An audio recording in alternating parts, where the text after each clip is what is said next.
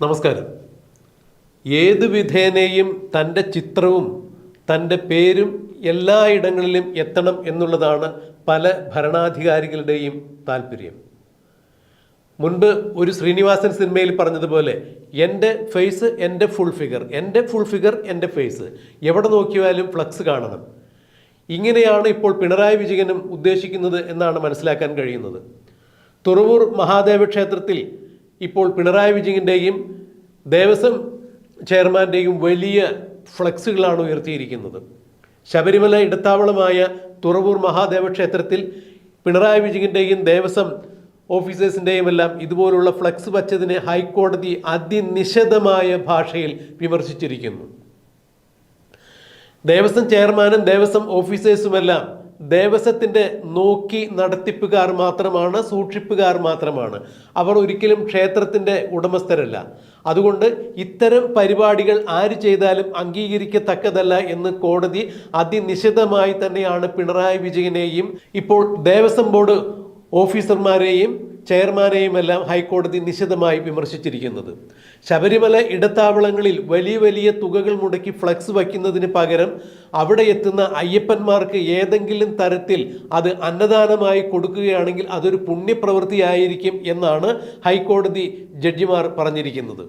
Justice Aneesh K നരേന്ദ്രനും justice മുരളീകൃഷ്ണനുമാണ് ഇത്തരത്തിൽ പിണറായി വിജയനെയും പിണറായി വിജയന്റെ നയവൈകല്യങ്ങൾക്കെതിരെയും ക്ഷേത്രാങ്കണത്തിൽ കൂറ്റൻ ഫ്ലക്സുകൾ ഉയർത്തുന്ന പിണറായി വിജയന്റെ ഇടുങ്ങിയ ചിന്താഗതിയോടും ദേവസ്വം ബോർഡിന്റെ ഉദ്യോഗസ്ഥരുടെ ചില സ്വാർത്ഥ താല്പര്യങ്ങളെയും വിമർശിച്ചുകൊണ്ട് ഹൈക്കോടതി ഇത്തരത്തിൽ പ്രതികരിച്ചിരിക്കുന്നത്.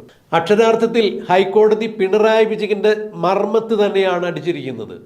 മുഖ്യമന്ത്രി കഴിഞ്ഞ ദിവസം അനാവശ്യമായി തന്നെ കോടതികളുടെ മെക്കിട്ടേക്ക് കയറുന്ന ഒരു കാഴ്ച കാണാൻ സാധിക്കുമായിരുന്നു. കൊത്തി മുറത്തിക്കേറി കൊത്തുന്നൊരവസ്ഥയിലായിരുന്നു മുഖ്യമന്ത്രി. ഇത് വയനാട്ടിൽ ചൂരൽമലയിൽ ഉണ്ടായ ഉരുൾപൊട്ടൽ ദുരന്തവുമായി ബന്ധപ്പെട്ട് കേന്ദ്ര സഹായം ലഭ്യമല്ല എന്നുള്ളൊരു വിഷയത്തിൽ ഹൈക്കോടതി കൃത്യമായി തന്നെ ചില നിരീക്ഷണങ്ങൾ നടത്തിയിട്ടുണ്ടായിരുന്നു. ഈ ചൂരൽമല മുണ്ടക്കൈ ദുരന്തം നടക്കുമ്പോൾ എത്ര കോടി രൂപയാണ് STR ഫണ്ടിൽ ഉണ്ടായിരുന്നത് എന്ന് കൃത്യമായി തന്നെ കോടതി പിണറായി വിജയനോട് ചോദിക്കുകയുണ്ടായി, സംസ്ഥാന സർക്കാരിനോട് ചോദിക്കുകയുണ്ടായി.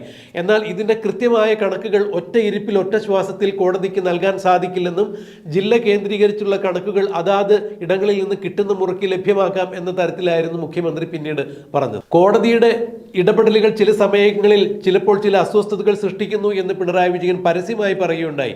കോടതിയിലിരിക്കുന്ന ജഡ്ജിമാർ അവർക്ക് കൃത്യമായ സമയത്ത് വിവരങ്ങൾ കിട്ടിയില്ലെങ്കിൽ പെട്ടെന്നുണ്ടാകുന്ന വികാര വിക്ഷോഭം കൊണ്ട് എന്തെങ്കിലുമൊക്കെ വിളിച്ചു പറയാറുണ്ട്. അത് അത്ര ശരിയായ പ്രവണതയല്ല എന്ന് കോടതികളെ അതിനിശിതമായി വിമർശിച്ചുകൊണ്ട് പിണറായി വിജയൻ വീണ്ടും രംഗത്ത് വരികയായിരുന്നു.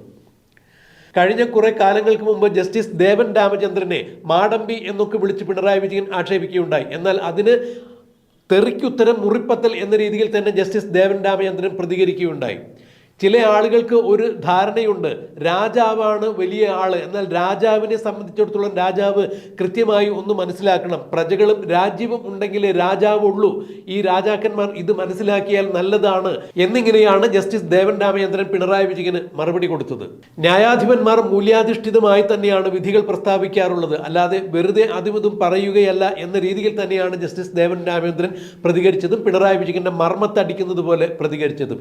അതിനുശേഷമാണ് ഇപ്പോൾ പിണറായി വിജയന്റെ കൂറ്റൻ ഫ്ലക്സ് കണ്ടപ്പോൾ ഹൈക്കോടതിയുടെ ഭാഗത്തു നിന്നും ഇപ്പോൾ ഇത്തരത്തിൽ ഒരു ഇടപെടൽ ഉണ്ടായിരിക്കുന്നത്. മാത്രമല്ല, ഈ കഴിഞ്ഞ ഡിസംബർ 5-ാം തീയതി വഞ്ചിയൂർ കോടതിക്ക് മുൻവശത്തായി റോഡ് അടച്ചു കെട്ടിക്കൊണ്ട് CPMന്റെ പാളയം ഏരിയ സമ്മേളനം നടത്തിയതിനെ കുറിച്ചും കോടതി സ്വമേധയാ കേസെടുക്കാൻ ഒരുങ്ങുന്നു എന്നുള്ള വിവരം തന്നെയാണ് ഇപ്പോൾ പുറത്തു വരുന്നത്.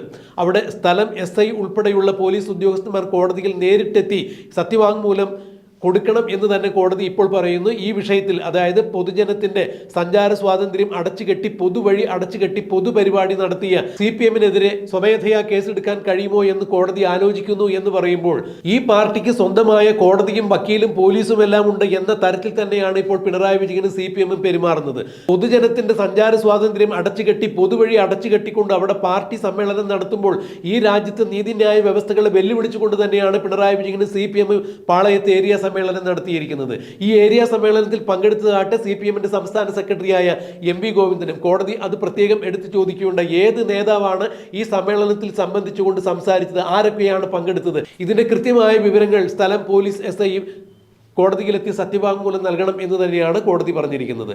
എന്തായാലും 2021 സുപ്രീം കോടതി വിധിയെ തന്നെയാണ് ഇപ്പോൾ ഡിസംബർ 5-ാം തീയതി CPM മറികടന്നിരിക്കുന്നത്. അഥവാ കോടതി അലക്ഷ്യം തന്നെയാണ് CPM നടത്തിയിരിക്കുന്നത്. പൊതുവഴികൾ അടച്ചുകെട്ടി പൊതുജനത്തിന്റെ സഞ്ചാര സ്വാതന്ത്ര്യം മുടക്കിക്കൊണ്ട് ഒരു തരത്തിലും പൊതുപരിപാടികൾ ഒരു പാർട്ടിയും നടത്താൻ പാടില്ല എന്നുള്ള കോടതി വിധി അതിലംഘിച്ചുകൊണ്ട് തന്നെയാണ്, കോടതി അലക്ഷ്യം തന്നെയാണ് ഇവിടെ നടത്തിയിരിക്കുന്നത്. ഇതിന് കൃത്യമായി തന്നെ കോടതി സ്വമേധയാ കേസെടുക്കും എന്നാണ് പറഞ്ഞിരിക്കുന്നത്.